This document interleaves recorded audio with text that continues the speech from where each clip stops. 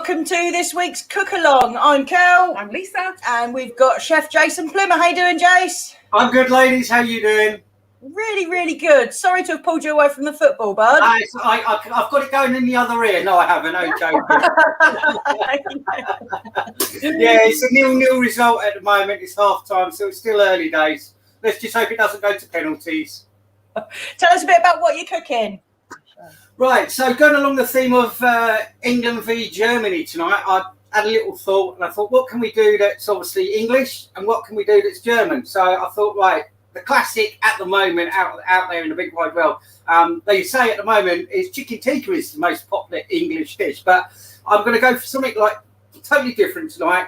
The good old sausage and mash. So I've got some English Cumberland sausages here, which I'm going to sear down, put them in the oven. I'm going to serve it with some mash, a little bit of red onion with that. We've got some smoked bacon to go with that. We're just going to finish that off with a little bit of jus and some green garden peas. And then obviously for the German side, we're going to Saarbrücken. Now, Saarbrücken is one of their national dishes. Now, essentially, it's a German pot roast. So it could either be beef, could be veal, or it could be venison as their main meat. Traditionally, it was prepared using horse meat, believe it or not. So I've already prepped that up because obviously I've got rump, so I've stripped the rump down today, and I've already cooked that down to reduce it to speed up a little bit of time. Into that, we've got some onion. We got in the jus that I've actually made from the stock from the beef. I've had cloves in there, bay leaves in there, some onion in there, a little bit of white sugar. Reduce it down with some red wine vinegar, some ginger, some salt and pepper, and obviously some essential beef stock. So that's ready, so we can get that in the pan and go. I've got my mash already on the go because I've got to make some I've got to make some potato dumplings. Now that goes with the German dish, and that goes with the Saarbrücken. And also I've got a little bit of pickled red cabbage that I'm sweating down as well to add that. So a little bit of sauerkraut. So ladies, what are you doing your end? Oh, well, it's Kel. She's just nipped off. She'll tell you in a minute. But listen, talk to me, first of all, about the sausages that you're using. So the sausages, I do love a sausage, right? But you got to get a good one, don't you? Yeah, I mean, I'm lucky enough. I've got several good butchers. And I popped over there quickly today. And I've got some freshly made Cumberland sausages here. So I'm only going to use 3 of them for my dish today. The rest can go back in the fridge. So yeah, they've come from Alf Turner's in Northtown. Freshly made this morning. Excellent standard quality. I mean, his sausages are amazing. They don't burst, and he obviously use synthetic skins or you use natural skins. So that's my sausages that I'm going to be using today. I love a great sausage. There's so many different ranges of sausages out there. I've made them myself. We used to make lots of sausages back in the day. But, you know, if you go to your local butcher and they make sausages, then if you take the good ingredients with you that you want in the sausages, some of them actually make them for you. So you can actually make them to your own spec. Oh, so you could bring along like your, I don't know. Yes, so if you take some seasonings and all that and you say, right, can you add that to the sausage meat? Can you make that up for me and make that into a sausage? They make your own sausages for you, and they'll make them any size you want. They can make them into the rings, put the sticks for them, all sorts. So if you speak to your local butcher, obviously before you go and give him this stuff, he should be able to do that for you. And obviously he's got to make a batch of them, so there should be no reason why he shouldn't do that for you guys. Anyway, so yeah, that's a little bit about the sausages. But that was a good tip. Good tip. So on that, I'm going to crack on just a little bit because, as you can see, and you've just heard, I've got quite a bit going on. You're a lot going on, yeah. You're doing 2 main courses, so yeah, you work away. And you guys, I believe Lisa's making bread, isn't she? Kel's making bread, yeah. Kel's making bread, yeah. So she's going to be along in a second. She's got one on the go and one she's going to do from scratch, so you can see the whole process. So yeah, it is perfect. It is good. Right, so yeah, go on, you carry on. What I'm going to do now, I'm just going to sear off my sausages. I want a nice little bit of colour on them. I'm going to bar mark them. So when they sit on the plate and on top of the mash, and I'm going to make this sausage and mash dish today quite rustic, but a little bit more upmarket. So what I'm going to do, I'm just going to take my 3 sausages that I need today. I'm just going to get a little bit of colour into them. In fact, I'm a little bit cheeky. I'm going to put a fourth one in there. So, Chef's privilege, that fourth one, hey? sorry, I missed that, Lisa. It said chef's privilege, the fourth one. Yeah, that's correct. Yeah. So I'm just going to bar mark these because I want a bit of colour on these. There you go. I've already got some colour in it, and it looks quite nice on the plate. So I'm not just going to overdo them too much. I've already preheated my oven.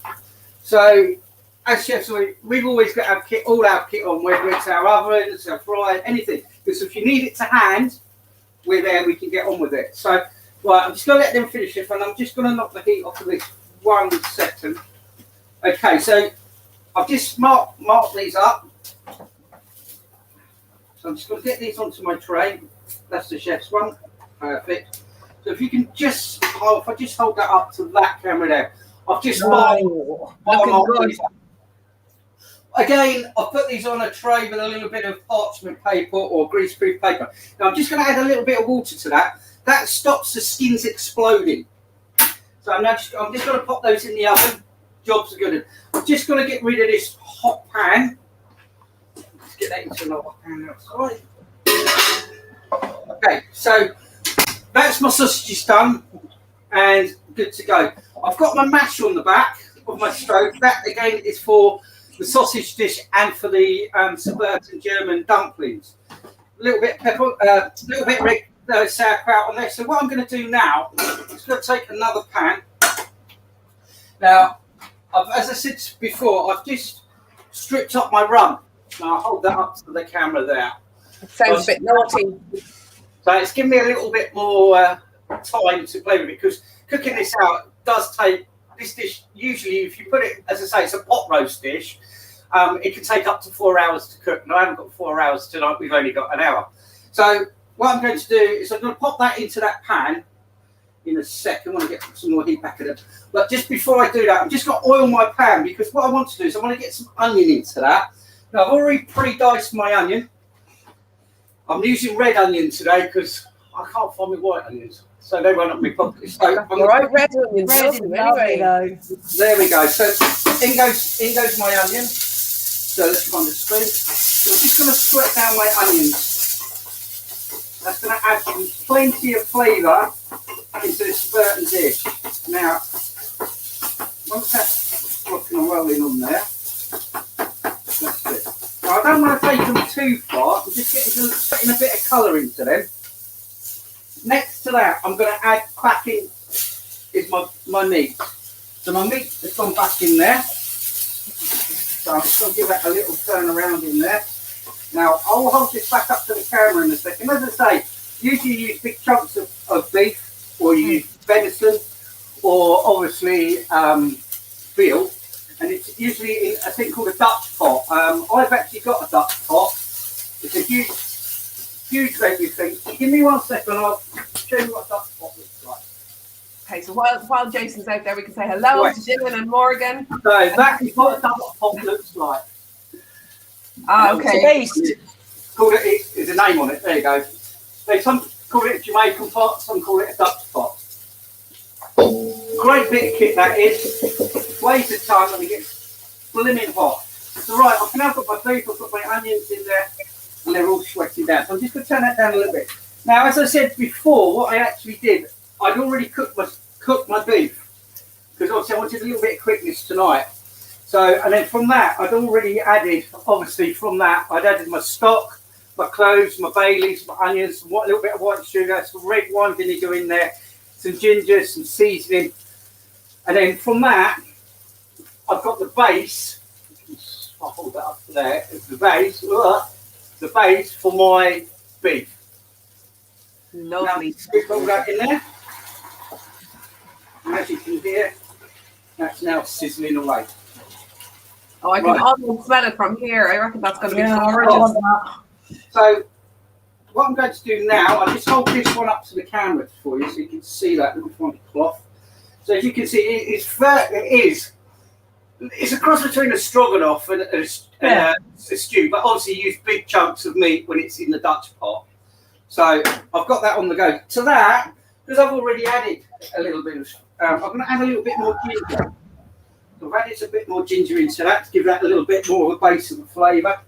And just because I'm a little bit cheeky, I'm going to just add just a little touch more of the bay herb. So that's already back in there. So we're just going to give that a quick whiz on the stove. Okay, and then what we're going to do, we're just going to let that now. I'm going to put that on that ring because that can tiddly boo away on there. So we've now got that one on there. So the next thing I'm going to do, because obviously that's now cooking, that's now just going to simmer away to reduce down within them flavours with the beef in it, and the onion, and then go and work on my potatoes. So, Kel, over to you. Over to me. Right, I'm going to make a really simple bread recipe. We've used all the recipe over the years, but this is the one our kids love the most. So it's really, really super simple.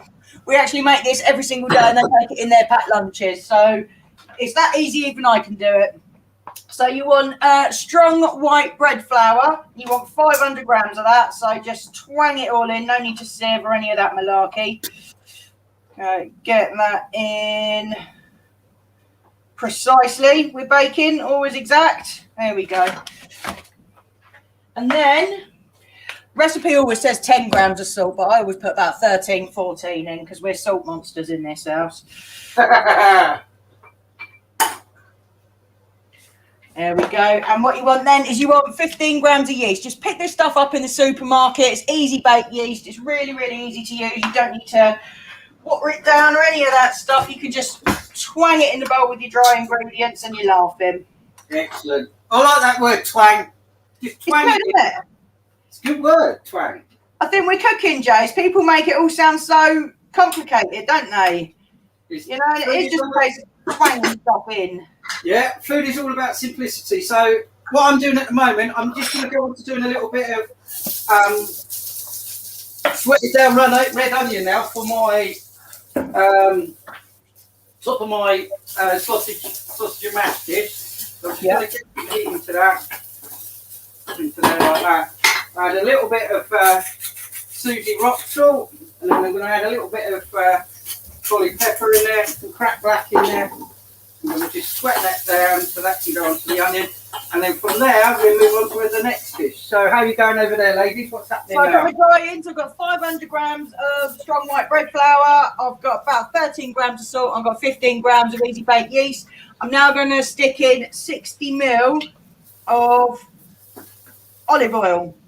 Oh, nice. Yeah, again, loads of people use butter, but it seems to be favoured in this house by our kids to use olive oil. So 60 ml of that. Makes it really silky, doesn't it? Makes it really silky and smooth and gorgeous. It's good.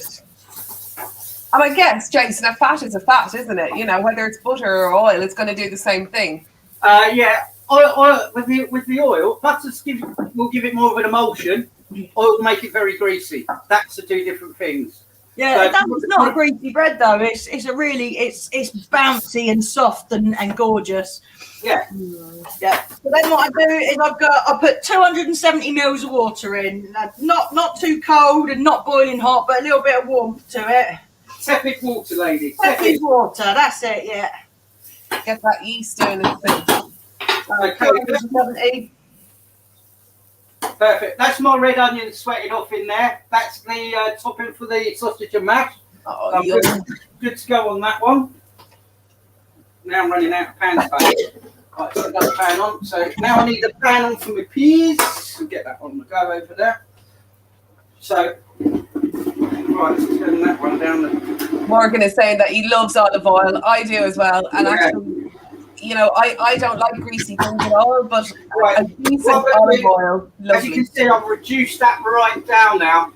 Yeah. It's going to keep simmering away, and eventually it will thicken itself up.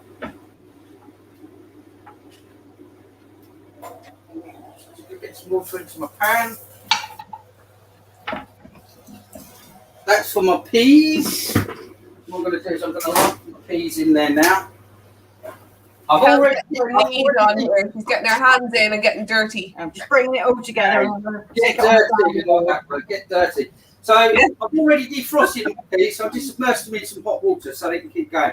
Right, the next stage, what I'm going to do I'm just going to strain off my potatoes now that I've boiled up because I'm going to need them for two parts of this dish. Let's get rid of that. Okay.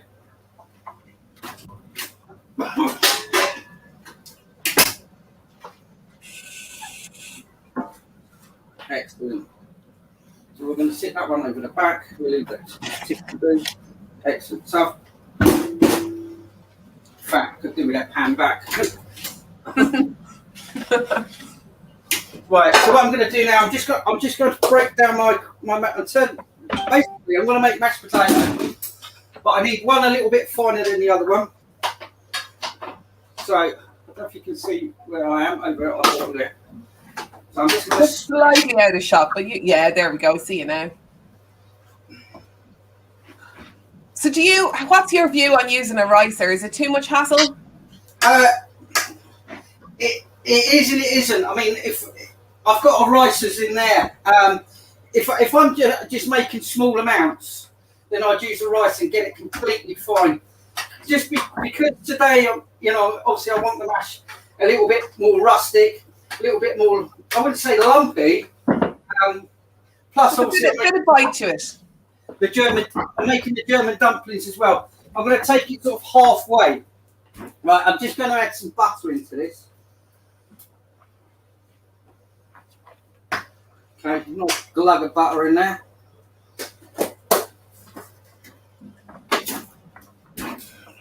Jason, I'm going to let Kel just tell us what she's doing. I'm smashing mash. So all I've done is I've put all the ingredients together in a bowl with a spatula, so it's all one, and then I've sprung it out onto a floured board, and now I'm kneading it to make sure it's all nicely mixed in and that gluten starts to work. You want it to be nice and silky smooth and elasticy, so it might take a little while, but I always like to do it by hand rather than using a machine. That's it. Right. Pretty tactile thing, isn't it, making bread? I love making bread. I do. Yeah, when I was up at the FT in London, and my bakery boys and pastry chefs were, one of them might have been off, I'd be in there at 3 o'clock in the morning making bread. Used to love it. Making bread, the smell of fresh bread every day. And the smell of pastries ready for the breakfast shift. Oh, it's amazing. Right, so what I've done, I've just creamed my mash up. Now I'm going to just take a bit of my mash out here because I need to make these dumplings. And I don't want too much, but just a little bit. Perfect. Okay, so just to keep my mash nice and warm, and I'm going to finish that off in a minute, I'm just going to cover that in a little bit of cling film. Just to keep the heat in it. Okay. Perfect. Okay, so I've creamed up my mash. Now I've taken a little bit of my mash here, which you can see. I've not seasoned it yet. So I'm just going to season this up with a little bit of salt in there. Perfect. Then what I'm going to do, which is the tricky bit, leave that one over there because I want that one. I want that one. I'm going to add, so I don't know if you can see that, I'm going to add some crumb to that, breadcrumb. Oh, is this for your, are you doing your dumpling now? I'm now starting to make up my dumpling mix. Right, okay. So I've added in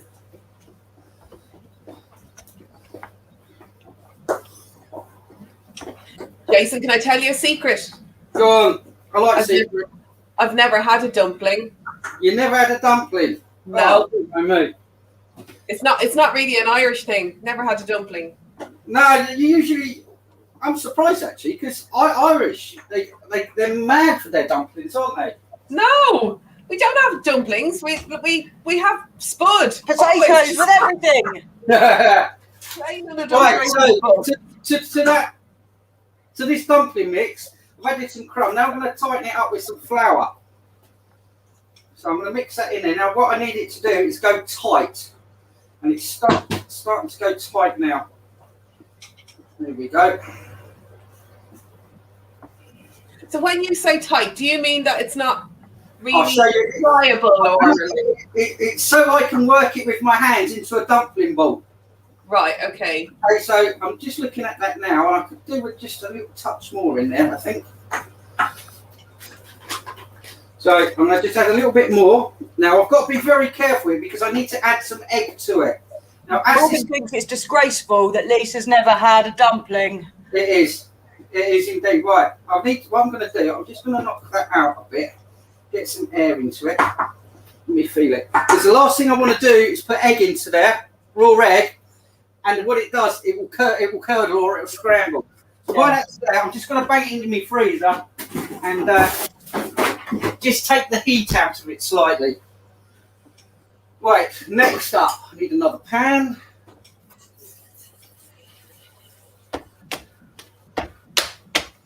Right, my bread's all needed.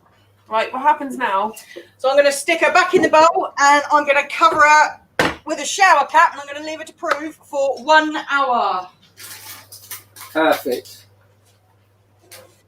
And, because no good cooking show would be right without this, here's one I made earlier.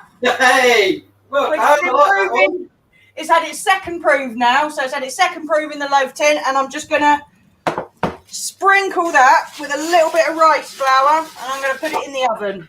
So it does one proof in the bowl? Yep. And then you take it out of the bowl and stick it in your loaf tin? Yeah, or fashion it into rolls or whatever you want to do with it, and then give it another proof. Right. I'm not sure of the science. Are you, Jace? Hey, happy day. Right, I've just into this little jug here. I've just broken in 2 eggs. Now that I'm going to mix into my dumpling mix to give it a little bit of stability. But obviously, as I said to you before, I'm not going to put that into that hot mix because it will just curdle. It will split. Right, the beef is coming on well. I've got the water on the go there. Right, I need another pan back on the stove. Lots of pans tonight, lots of pans. So, should I do a score check? Yeah, she's going to go and check the footy for you, Jace. Sorry? Lisa's going to go and check the football score. Yeah, it was half time just now. Oh, is it? Yeah, they should be coming out in about 5 minutes, I would have thought. She's going to keep an eye out for you. That's okay. Well, I might not need that. So what I'm going to do next, obviously on top of these dumplings,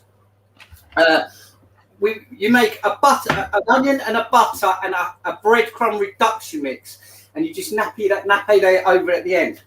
So it's just part of the dumpling or the dumpling garnish. What I'll do is I will put up on the link later the full recipes for these. So I'm just getting a little bit of colour into that. And what I want to do is I need plenty of butter into this one. Right.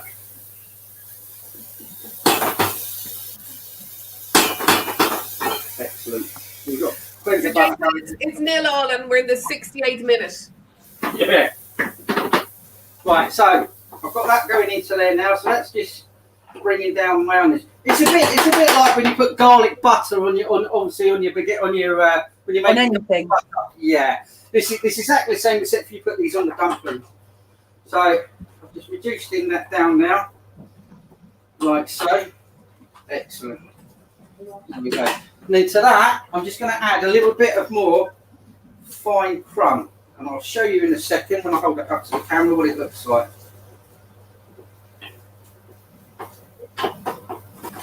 Okay, I need some salt in there, so I'm going to add some salt to give it that extra salty flavour. And then what I'm going to do, because I'm cheeky again, I'm just going to add a little bit more, this time a little bit of mixed herbs. Okay. We're going to trade Mickey Herb, but so, okay, so I've done that. Now I'm just going to add in a little bit of olive oil. Excellent. So that is now mixed together for us. I'll hold that one up. Oh, look at that. I like that. Oh, if you smell that, it's fantastic. Right. So that one's done over there. Okay, so we got that on the go, that one's on the go, that one's on the go. So the next stage, okay, so we've got some boiling water. I've got some boiling water on here for my dumplings. I'm just waiting for those dumplings now to, obviously, that dumpling mix, that potato mix, which obviously is, excuse me, is obviously the potato, the flour, the crumb, the seasoning, of letting that cool before I add that egg to it. Once I've added the egg to it, I will show you how we're going to make the dumplings. That'll be next thing. Now, my sausages are in the oven, so I'm just going to have a little Scooby-Doo with them and see what they're doing. Oh, they're coming up the tree. Oh, lovely. Okay, which is good. Okay, we've got plenty of heat going on in this kitchen. We'll shut that down for a minute. The beef now is absolutely, oh my Lord, that smells excellent. So all those flavours are coming through into that beef now from that beef stew that I made. So that's the cloves, the bay leaf, the onion, the white sugar, the red wine, the ginger, the salt and pepper, and the stock. So all that, I'll tell you what, if you could smell this now, have a quick look. You love red cabbage, don't you? I love red cabbage, yeah. I love it. I love it raw, actually. Yeah. That's obviously, I've added that as a side dish today to that. For the simple reason is the Germans love red cabbage, sauerkraut, they love it. You seem to love it though, Jace. You do it quite a lot for us. I'll tell you, I love red cabbage. I mean, I'm lucky enough, obviously, with the great greenways. So it's like batches, and I just make it. I've got a very fine mandolin. Vicky loves it. It's all the time. Can we have red cabbage? Can we have cabbage? So it's got to the stage now where, obviously, that will probably last now a couple of days. I'll put it in a container, and then I just put some cider vinegar over it, and then a thing called a cartouche. Now, cartouche is a piece of paper, greaseproof paper that I fold over it, seal it with cling film, and then seal it with the lid, and that helps preserve it. And every now and again, if I don't use it for a couple of days, I take it off and I just turn it over and put it back again. And then if you want to warm it, you can warm it. You can have it cold.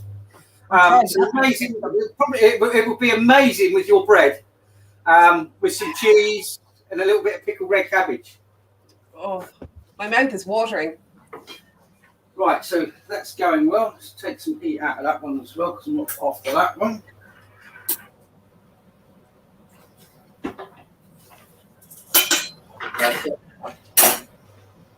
So they're sitting on there. Right, we're just going to have a look at this dumpling mix now. What I don't want to do is make it split. Oh, look at that. Perfect. So that now, if I just show you the mix, let me just open that up with my fingers. By breaking it down with my spoon and moving it apart and put it straight in the freezer, taking the heat out of that work straight away. It's the same like when you make choux pastry. Mm-hmm. When you're making choux pastry, you'll split the mix. So you've got to take the heat out before you actually work it. Okay, so what I'm going to do to this, I'm going to add some egg to this now. And when I do this, watch, I'll show you, I'll come over to the camera. Right, it's exactly like choux pastry. It looks like it splits. Yeah. You've got to work it. This is the best bit. You work it and work it and work it and work it. And what you do, you incorporate all that egg into the mix. So even when you think it's not going to come together, just keep going with it, and it will get there. Yeah, exactly. Keep going with it. When you're making choux pastry, which is exactly the same as water, margarine, eggs, and flour, like when I let the mix rest before I added the sugar. Added the eggs. Let me just do that 1 second. What I did, I need a bit more egg in there. What it does, once you rest it and you add the eggs, we put it, obviously we make vast amounts of, obviously, profit rolls, choux pastry, eclairs and stuff. We put it on a machine and we let it go, let it go. And then we beat it so it's like, you can hear it slapping and it goes white. Yeah. Wow. Once it comes white, you move it back in, do it again, into piping bags. You've got to beat the egg out of it and you've got to get the consistency just right. Too much egg will split it. Not enough egg will not make it rise. Okay. Sounds so technical. Maybe technical, yeah. Maybe I've never had a dumpling because they're just really difficult. They're not too difficult. I mean, I think what I'll do is next time if I come on, I'll do some dessert or something. I'll do some eclairs, some profiteroles. Nice. Yeah, cool. I'll show you the same mix, and then we go on and we make some savoury dumplings. Yeah, cool. I'm up for that. Yeah. You can do it as a tutorial. You can teach yourself as you go. So if I just move this around to the camera again, there's my mix. Now, what I want to do now is I need to stiffen that a little bit more so I can play with it with my hands. I want to make it into, this time I want to make it sort of just a little bit bigger than a golf ball, about the same size of a golf ball. So, because it's slackened down now, I've got my egg in it. I'm just going to add some more flour to that so it's pliable. This is where it's going to get messy in a second. So I'm now going to move it, and the whole mix is now cohering together into the dumpling mix I want. Now, if you want to be a little bit flash and you want to get your dumplings a shape, what we tend to do in the trade is we take 2 spoons. We take the mix, we move 1 spoon into the other spoon, like so you get a diamond pattern. And don't check, and that's called rocheting. It's called rocheting mix. Now, if I move over to here, I'll show you one for an example. Hold on, Dylan's saying we've had a goal. Who scored, Dylan? England goal. Happy days. So, see, I might actually just do this with these dumplings, actually. So, if you can just see there how I've just rocheted that with the spoon. Yeah. Okay. Now, just to see if I got my mix right, I'm just going to drop one of these in there. Little test. That's the test. Now, if it That does, looks like it's holding together. That looks good. yeah, I know. If that doesn't hold together and it doesn't come up and start floating in probably the next 2 minutes, I've got to add more flour. Right. Oh, come on, little dumpling. There, Oh, there it's you go. coming. It's moving. It's coming. There you go. Yay! Up she's come. So I know now. Let me see if I can. I don't really want to do this, but I'll try. She's starting to float up. Yeah. There you go. So I know exactly that I've actually got my egg mix right, my potato mix right, my flour consistency right, and I've actually beaten it out and it's right. So that's probably experience. Yeah. Probably the best thing if you're going to make these is to weigh it out and follow the recipe. Yeah. Do it with science. For divs like us. So while I'm there, I'll crack out some more of these. That was an exciting minute, wasn't it? A goal for England and a floating, whatchamacallit? Dumpling. Dumpling. Yeah, floating dumpling and a goal. Dumplings. You That's learn brilliant. everything on Cook Along with Pride and Surrey. Yeah. The other thing is, which is quite good you can do, if you do these, you can actually, if you put them on a bit of grease-proof paper and oil the paper, Yeah. you can actually bake these in the oven. So it's a bit like a duchesse mix, as they call it. Or it's called duchesse mix. So Can I ask you a question? Is this really different to making gnocchi? no, it's a similar way to making gnocchi. You're totally right there. Similar way to making gnocchi. Yay! I got something right. Go at making gnocchi. Yeah, I would. Never Sorry. made it. I'm just going to do one more. Be rude not to, wouldn't it? What's the right number for a meal? How many would you put on a plate? 9. Well, you can have as many as you like. I mean, obviously, depending on the size of your plate, you can, it's how you garnish your plate and how many you want to put on there. I'm probably going to use 5 today. Yeah. So That sounds good. Sounds reasonable. So they're done. So just bear with me 1 second, ladies, because I've got so much going on in here. It's like I'm sweating like a butcher's pig. Right. So those dumplings are coming along quite nicely now. So they're all floating, which is great. Didn't know if that might pick it up. So I've done the dumplings now. They're sitting in the pan. They're floating up, which is quite good. I'll give that a little bit more heat in there. So I've got some gas on that. Okay, so that one's done there. I've already made up some jus here. This is for my sausage and mash and gravy. So that one's on there as well. Okay, I keep all my stocks, I keep all my peelings, keep all my bones, and usually on a Sunday or a Monday, I just put them in a pot, reduce everything down into stocks, and they're all in my fridge. So for whatever I want to use them for and flavourings, obviously makes my demi-glace, what we call in the trade, or my jus. So we'll just slap that out a bit. So that one's done. Now, that's done. That's done. We've just got these dumplings now are coming along quite nice. So now I just need to have a quick look at these. Let's see if they're holding. Right, they are. Right. I'll hold one of these up to the camera so you can see. Brilliant. There's about 2 minutes to go in the game, and we're 1-0 up. So Perfect. Looks like that's all positive. So there we go. Oh, that looks good. Okay, so that so there's obviously. I'll say that again. So there's obviously the potato dumpling. You can actually deep fry these, but you've got to be very. When I deep fry things like dumplings like that, what I tend to do, I take my fryer basket. If I can see up at that. Yeah. That one. I line it with greaseproof paper and I put them on there, and then I drop them in. It stops the mix exploding from the bottom, and it holds it on the paper, which you can pull the dumpling off afterwards. But the mix stays through. Great tip. And it's the same when you're cooking fish as well. It's a great tip.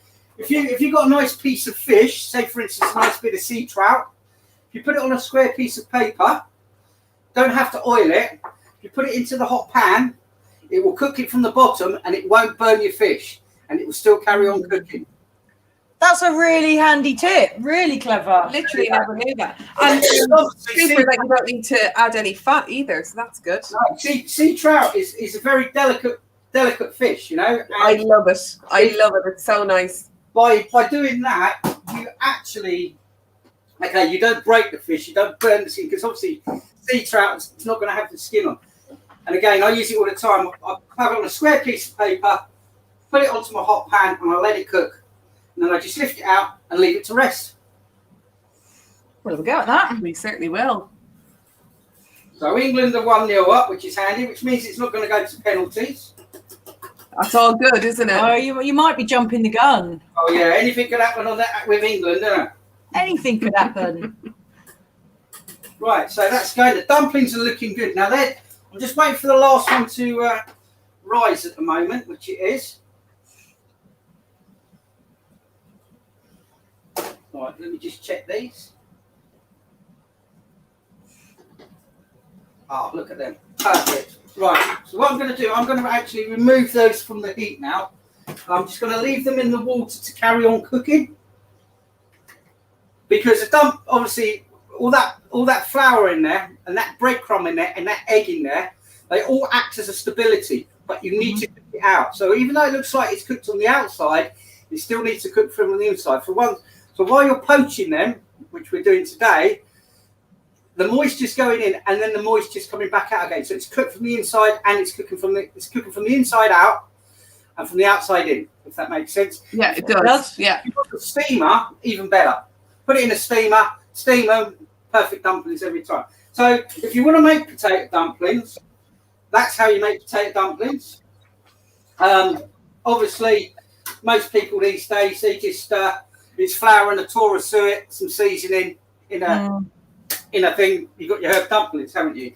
Yeah, that's the dumplings I'm used to. I've never seen anything like this. Okay, so let's have a little recap on what we've done. So we've bar marked our sausages. They're good to go. They're in the oven. I can turn them down. I can smell them. I'd already pre-cooked, obviously, some of my potato, which I split. So I've got my mash sitting over there now, ready for my sausage and mash to be finished off with some fried onion. We've got the peas with that. We've got some garnish to go with that on top. The Sabratin, shall I say. Obviously, today, because we've only got an hour, again, it's a pot roast dish, so it takes 4 hours to cook. I've stripped down my rump today. I've stripped it, I've sweated it, I've added the liquid, I've added, the cloves, the bay leaves, the red wine, ginger, and that's how I've got my stock. I've done it slightly in reverse. So as you saw today, I've added everything to the pan, added the meat, which was already semi-cooked, then the stock.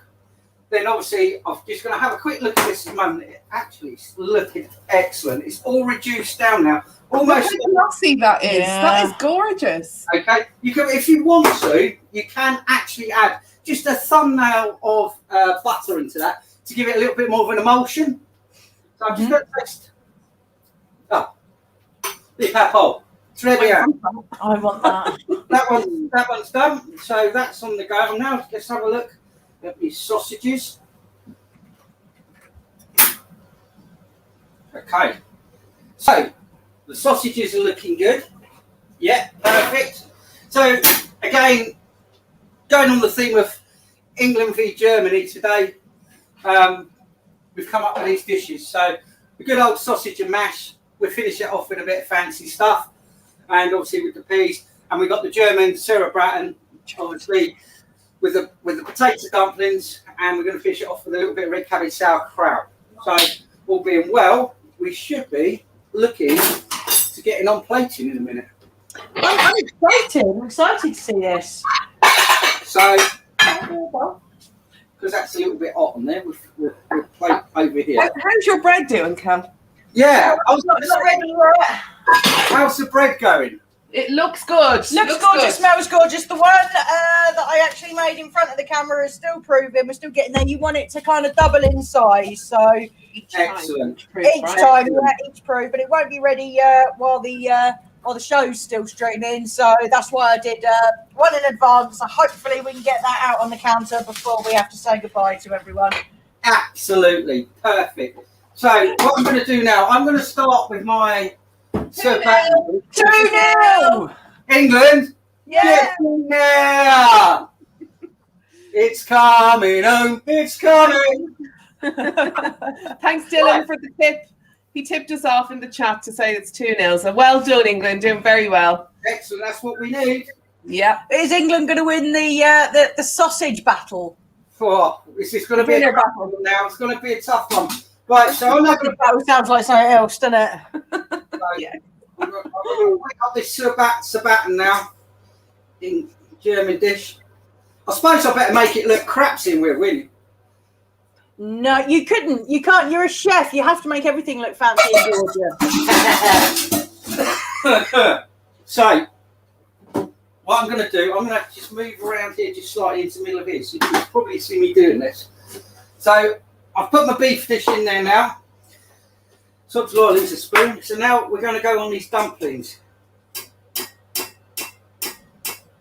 Now I've drained the water off of them, which is most important. Otherwise the dish is going to be swimming. Okay. Oh, that looks so good. I want that. Run it round, Jace. Run a dish of that round. Of course I will. Give you a slice of my bread. We've got enough bread to dunk in this one. Right, so that's the dumplings now on the dish. Let me leave my pan before I knock it over.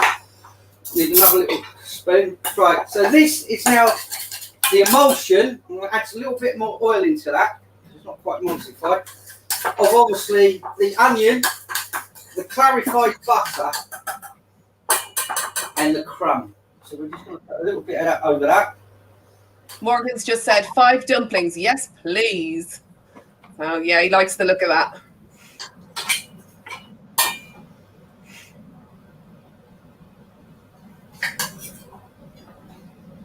So will the dumplings soak up some of the sauce?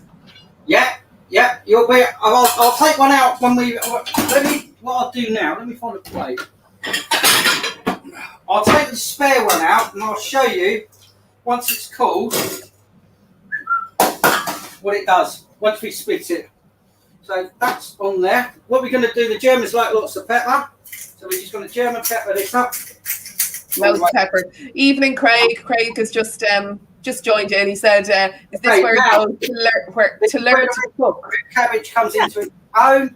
So just get a nice chunk of red cabbage. I'm going to just place that in the middle. Okay, let's get rid of that because we don't need that now. That looks amazing. I want it. Yeah. Okay, so that's your German national dish called, excuse me, Sauerbraten. Love it. So that's your produced down with amazing.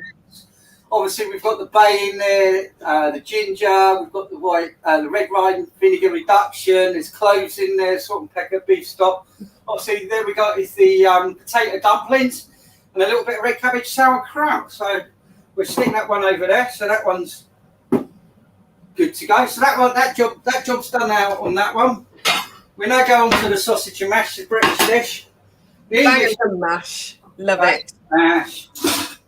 So, what we do, because we want to make this look a little bit more rustic. And winning. And winning, rustic and winning, you like that? Yeah. A lot of people like a lot of mash, so let's go for plenty of mash on there. Yes. As an Irish person, I can say loads of spud is required. Proper amount. Okay, we're going to shut some heat out of this kitchen now. Oh, those sausages have baked beautifully. So what we're going to do, I'm just going to lay them on there like so. Okay, so we've got the sausage on there like so. We'll save that one for the chef later. Now, I don't know if you can see what I've done here. That is one of my stock reductions. Look how dark my sauce is. That looks gorgeous. I've added some pork stock to that as well. Gorgeous. So Craig is saying that he prefers diner dinner method. But it's hard, Craig. You do long shifts. It's hard at the end of your working day to come home and cook. Yeah, to have that desire to cook for yourself after a long day. It's hard to keep that up. It is. So what I'm going to do now, I'm going to finish. No, I'm not going to do it that way. I'm going to do a different way now. Trust me, I always like to change the mind. And I've lost something. Right, so the sausages are on, so we stick them on there. We said we're going to have peas with it, so sausage and peas. Yeah. We'll have a little bit of like my childhood dinners right there on the plate, but posher. A few more on there, like so. So let's get rid of that. Stick over there. Right, so just to add it a little bit of pizzazz to this, what I've done is I've smoked up some smoked bacon today. A little bit of smoky bacon across that, like so. So the jobs are good on that one. Also, as before, we got the onion that I sweated down earlier on, so we've got a little bit of caramelised onion across the top of there. Good to go on that one. We're then going to I'm just going to finish it off with a little bit of scallion, chopped scallion. Spring onion. I'm glad to hear you calling it scallion because that's what the Irish call it. Scallion, yeah, I know. That's what I'm saying. I'm glad because everybody always calls it spring On top onion. of that, We call it a bit more of a dimension and a little bit more flavour. I'm just going to add some caramelised carrot. Oh, lovely. And just to give it a little bit more of a kick, yeah, I'm going to use some smoked paprika around the plate. Oh, your nemesis. Okay. I'm not a paprika fan, no. But chefs love it as a garnish, don't they? As a little plate decor. That looks amazing. So there we go. So there's look at that. So it looks like if I just put that one down over there like that without break clacking, you've got. I'll just move that out of the way and I'll just crash. I'll just move that down slightly. Right, they both look amazing. So they both look amazing. Yeah. So there's your two dishes. So we've got England versus Germany tonight. So there Who's you go. one of them, boys? Out of everyone watching, let us know wins. what you think wins while I get the bread out the oven. Yeah. Go for the bread. I'm just going to grab a drink, Nels. Oh, look at that. So there's you've got your rustic sausage and mash.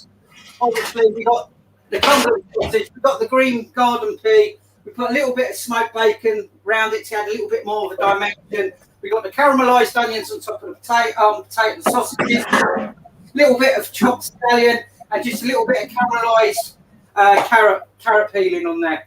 Onto the German dish. Obviously, we had the beef, which I prepped earlier on. Let that reduce down. Obviously, with cloves, bay leaves, onion, some white sugar. We've added some red wine vinegar to that, some ginger, some salt and pepper, some beef stock. We've let that reduce right down. I then removed the beef from that and I kept it to one side. As I showed you at the beginning, was the jus, or what we call the demi-glace. We added that back to the pot, the onions and the beef, and we just let that reduce down. The flavour was already there, so we didn't need to season it. We tasted the flavour. And then obviously we made the herb dumplings from some of the potato where we added some breadcrumb to that. We added some flour. We got it quite tight. We opened it up and we put it in the freezer to chill to take the heat out of the potato before we added the egg. Because if you add the egg, it's going to scramble. Then we broke it all back in together again. We got into a nice dumpling mix. We already had our pan on the go. and we rocheted up the dumplings, dropped them in, they floated to the surface. We left them over there in the water to carry on cooking. We've lifted them out onto the plate with the beef and finished it off with a bit of sauerkraut. There you go. It's gorgeous. And I think we're calling it an England win, actually, Jace. There's seconds left on the clock, so there we go. Yeah, it looks good to me. And here's a nice, beautiful loaf of Kel's homemade bread. And I'll dip that in the German dish when you bring that round for me to eat. Do you know that bread, a nice down the middle and a nice big chunk with a big bowl full of that will be absolutely amazing. Yeah. Amazing. Or cut it thinly, butter it with a bit of ketchup and English mustard, and we put some sausages in it. Oh, so, not thin bread, no, big wadges as well. A good doorstop. Yeah. Just to say, it is full time, so definitely an England victory. So well done to the England team. Everybody enjoy your celebrations. I personally do favour the bangers and mash. I quite fancy having a go on that German dish, though. It looks exciting. Yeah, and Morgan wants both. Craig, I think, is on sausage and mash. So brilliant. Thanks very much, Jason, for giving up what you're with us. We appreciate it. And as always, a joy. And look at that. How inspirational is that? Now I want bangers and mash. Yeah. We need that. Thank you. All right, cheers, Jason. And thanks to everyone for watching. Thank you, everybody. See you the next time. Take care. Bye.